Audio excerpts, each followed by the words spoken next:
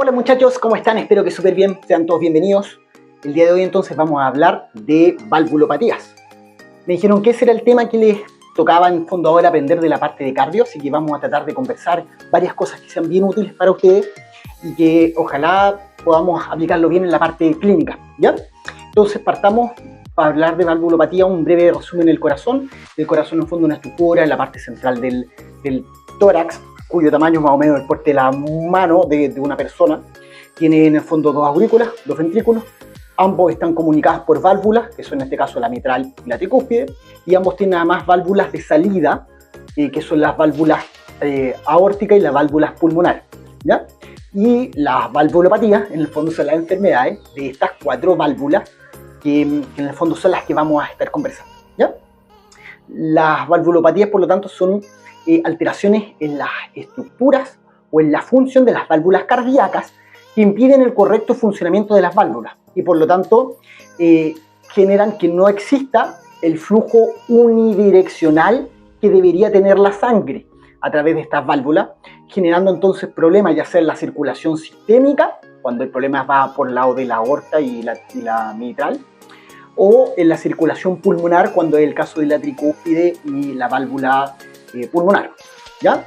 Entonces tenemos las dos circulaciones, la circulación sistémica y la circulación pulmonar, y que si tenemos una alteración en las válvulas, este flujo que debería ser unidireccional va a tener problemas al salir porque tiene un aumento de la poscarga, porque está obstruyendo en este caso la válvula, o va a tener un problema en la cual la insuficiencia hace que la sangre vuelva a entrar al corazón o en este caso a las aurículas, según de dónde sea el flujo de sangre que genere la alteración de la insuficiencia.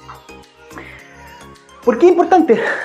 Bueno, es importante porque al final terminan generando un problema grave en la práctica clínica, porque altera la función cardíaca, porque genera riesgo de complicaciones graves, como generar al final insuficiencias cardíacas, puede generar arritmias como la FA cuando crece la aurícula, puede crecer émbolos, justamente la misma FA puede generar émbolos que al final si uno no lo maneja, puede terminar embolizando y generando accidentes cerebrovasculares. Entonces es importante el tema de las válvulas, ¿ya? Porque si una válvula no se maneja bien, a largo plazo puede generar hartos problemas, ¿ya? Las válvulas en general pueden haber valvulopatías que son congénitas y valvulopatías que son adquiridas.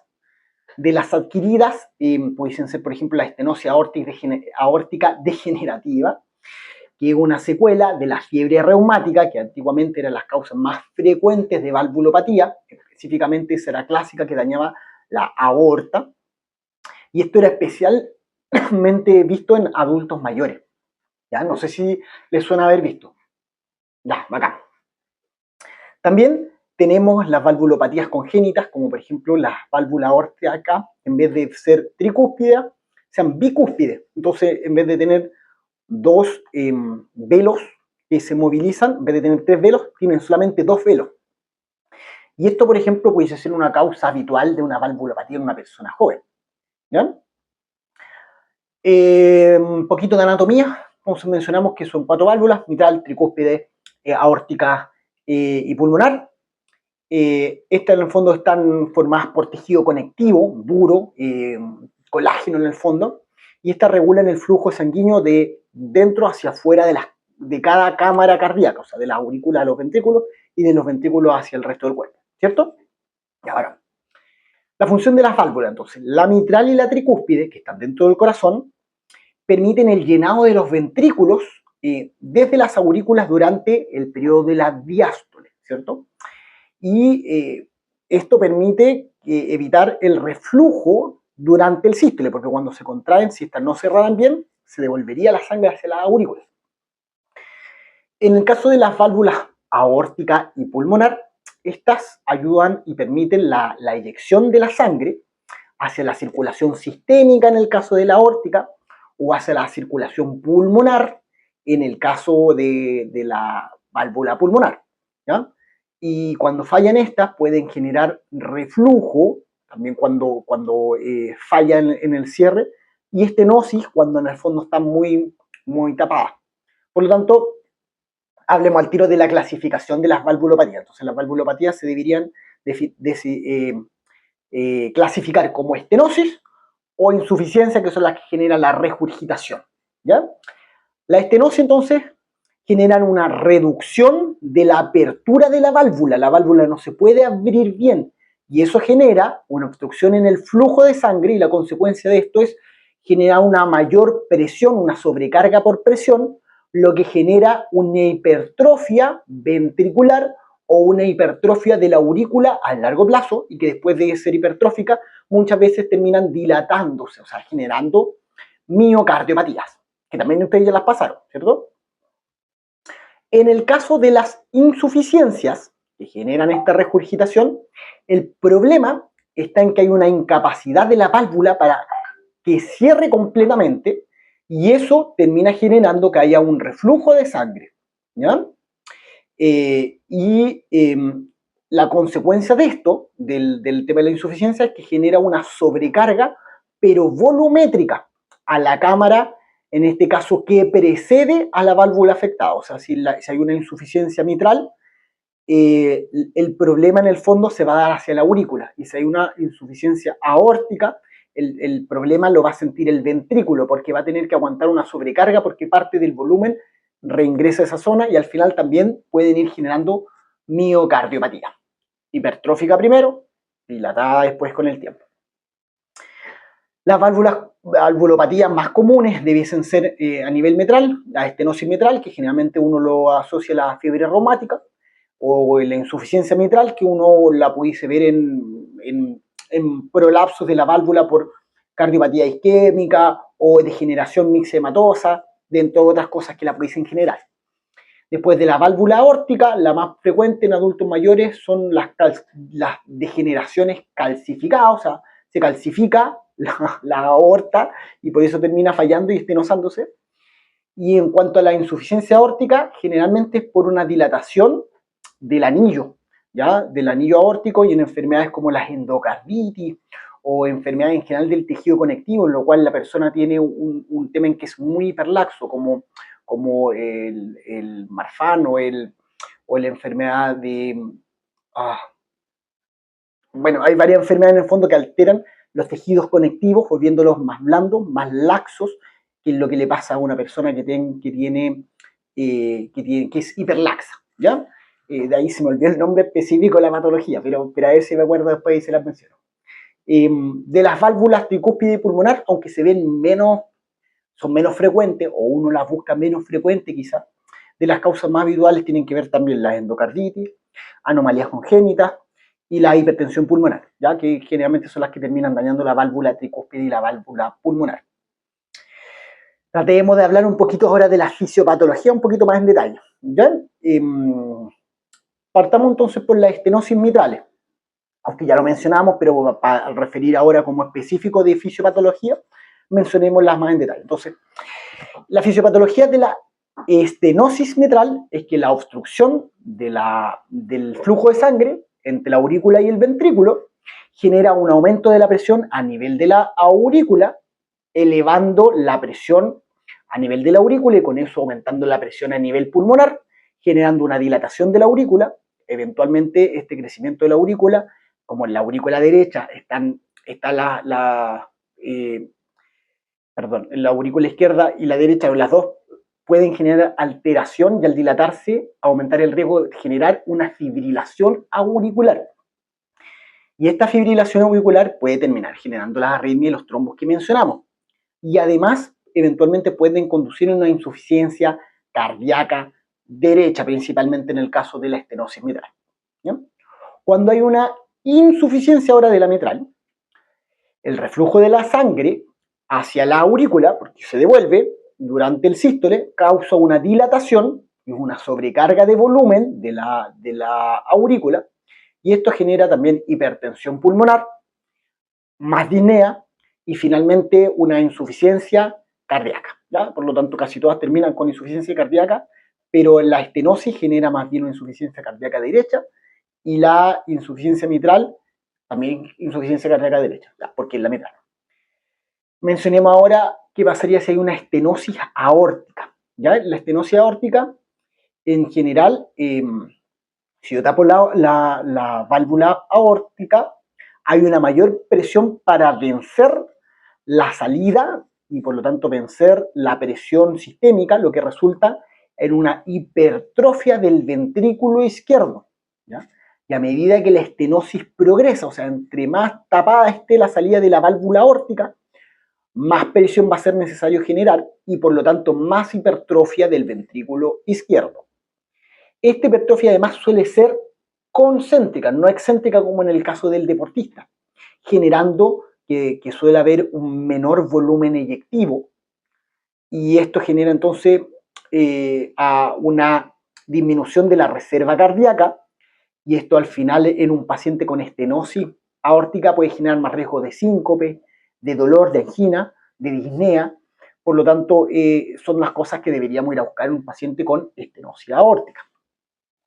Si pensáramos ahora en una insuficiencia aórtica, en el caso de la insuficiencia aórtica, lo que ocurre es que la válvula no cierra bien y por lo tanto la presión que hay en el sistema, en la circulación sistémica, hace que sangre vuelva hacia el ventrículo durante la diástole, provocando que haya un aumento del volumen y una sobrecarga volumétrica, lo que lleva eventualmente también a hipertrofia, pero como no es por la carga, genera más una dilatación ventricular. Y esta dilatación ventricular termina generando una insuficiencia cardíaca si es que no se trata adecuadamente, ¿no? Por lo mismo es importante encontrar las valvulopatías para poder solucionarlas. Ya, al examen físico, porque al final aquí lo importante es que ustedes también conozcan el examen físico. ¿Cierto? Sí, claro. Entonces, ¿qué tenemos que ver? Ustedes siempre recuerden que tenemos que ver inspección, palpación, auscultación. En la inspección, ¿qué podríamos ver? Generalmente buscar signos de insuficiencia cardíaca, disnea, edemas periféricos, cianosis, cosas que en el fondo nos estén haciendo pensar que puede estar acumulando líquido. Por lo tanto, buscar signos de insuficiencia cardíaca, uno debería ir a buscar valvulopatías dentro de las causas.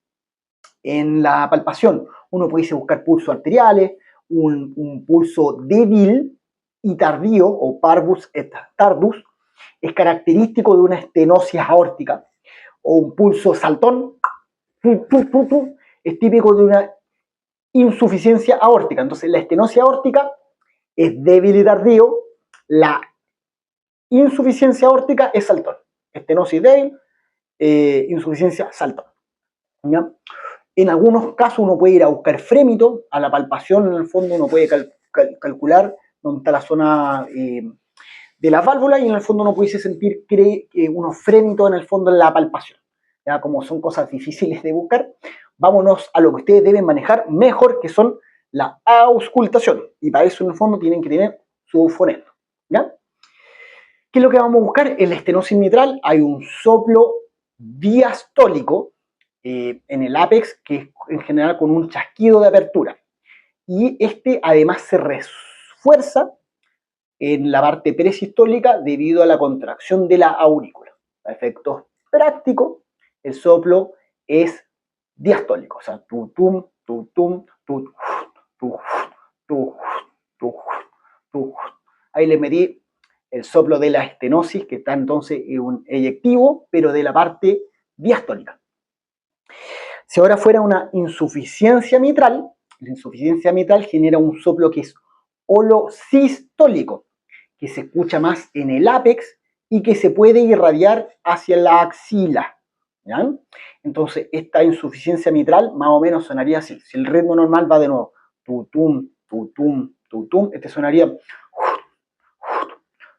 De hecho, cuando la insuficiencia mitral es mucha, se puede comer el segundo ruido. Entonces, en vez de sonar tutum, tutum, suena.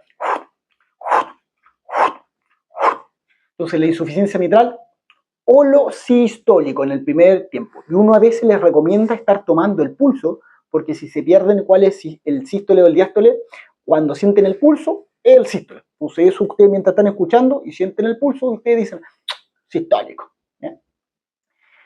Estenosis aórtica. La estenosis aórtica también genera un soplo a nivel de la parte sistólica, se escucha mejor en el segundo espacio intercostal derecho, y este se irradia hacia el cuello, ¿ya? En lo que es el foco aórtico. ¿Ya? Ahí es donde deberían escucharlo mejor, la estenosis aórtica.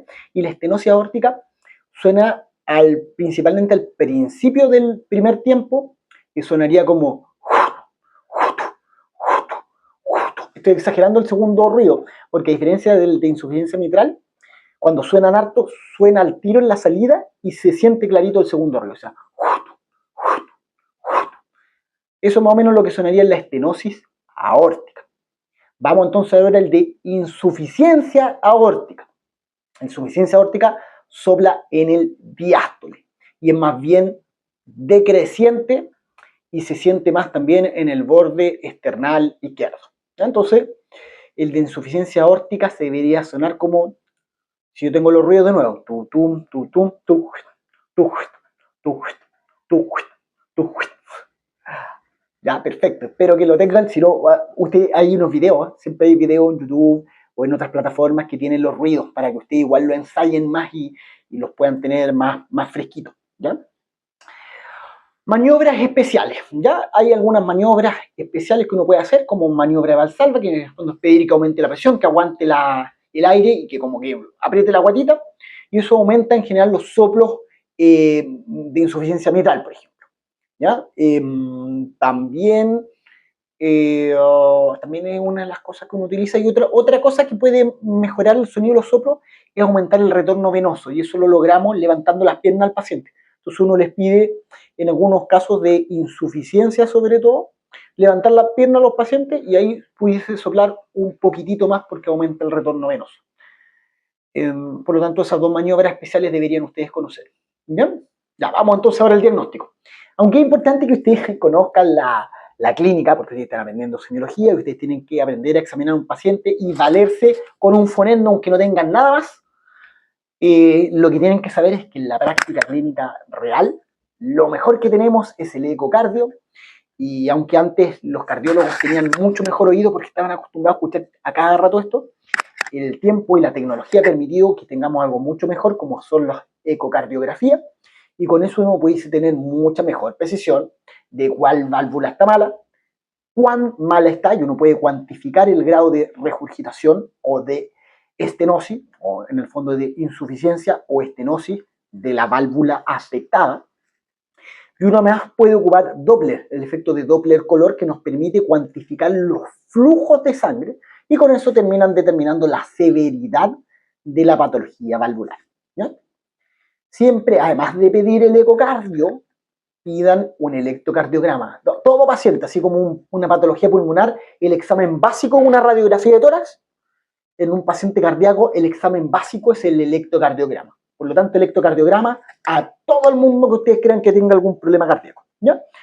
Y el electrocardiograma en general, que podría mostrarnos signos de hipertrofia auriculares o ventriculares, que son los signos que deberían haber visto en la parte electro. Si no, recuérdenme, tenemos después un paso de ver hipertrofia ventricular, hipertrofia auricular, y lo otro que deberían ir a buscar arritmias, pues de frente ir a buscar la FA, ¿ya? Porque estas se pueden dar en el contexto de la estenosis mitral y ustedes deberían poder verla en el electrocardiograma. Uno sugeriría igual que tomen una radiografía de tórax, porque esto nos va a permitir ver el tamaño cardíaco y si hay una cardiomegalia, si es que hay una dilatación de alguna de las cámaras cardíacas, si hay signos de congestión pulmonar, que esto lo van a ver en la insuficiencia mitral o en la estenosis mitral avanzada, y por lo tanto sirve también la radiografía de tórax. Si tenemos otra imagen de tórax, mejor, pero siempre lo básico es la radiografía. En muchos pacientes pueden ser útiles tomar otros exámenes como un test de esfuerzo, que se utilizan en casos donde no es claro, en especial por estenosis aórtica. La verdad es que ahora con el ecocardio ya uno tiene todo claro, pero tiene que sonar igual que existen las pruebas de esfuerzo, aunque las vamos a dejar esas principalmente cuando estamos viendo patología isquémica, ¿ya? Y en algunos casos uno pudiese medir directamente la presión intracardíaca con un cateterismo cardíaco, ¿ya? Por lo tanto, al menos puede servir para el diagnóstico, pero para efectos prácticos, electrocardiograma, ecocardiograma. A todos los pacientes que estamos pensando una patología valvular, y con eso los derivamos a cardiología, a menos que ustedes sean después cardiólogos, y ahí ustedes mismos arreglarían estas patologías, ¿ya? Manejo. Vamos a los manejos ahora. ¿Por qué partimos? Estenosis mitral. En general, si hay una estenosis mitral, uno usa diuréticos para reducir la congestión. Muchas veces sí que hacen FA, o sea, alteraciones de arritmias cardíacas, uno deja anticoagulación para poder prevenir émbolos en general, y uno puede usar beta bloqueos también para controlar las frecuencias cardíacas, sobre todo en pacientes que tengan alguna arritmia, ¿ya? Insuficiencia mitral y aórtica, en general uno ocupa más que nada vasodilatadores o diuréticos, sobre todo en caso que haya insuficiencia cardíaca. Bueno, hay varios detalles ahí, pero ustedes todavía no están pasando tanto manejo, así que no nos vamos a cargar tanto el manejo. Y conocer que existen en las patologías estas intervenciones quirúrgicas y que se pueden hacer a través de catéter, como son los reemplazos valvulares, que son indicaciones en casos graves de estenosis o de insuficiencia. Las valvulopatías percutáneas, que es una opción menos invasiva y que es útil en la estenosis. En la estenosis mitral uno puede poner un balón, se infla y eso te ayuda en el fondo a bajar la estenosis. Te genera al final una insuficiencia mitral, pero que es mejor que tener la estenosis. Y otras cosas que pueden usarse son implantes valvulares, que se usan en pacientes que no sean candidatos a una cirugía convencional. ¿Ya? Y ahí uno le instala un implante de válvula aórtica transcatéter. ¿Ya? Entonces hay varios detalles ahí en el tratamiento, pero no nos metamos tanto en el tratamiento. ¿Ya? Vamos a dejar hasta aquí entonces esta parte y ahora nos vamos a ir a las preguntas.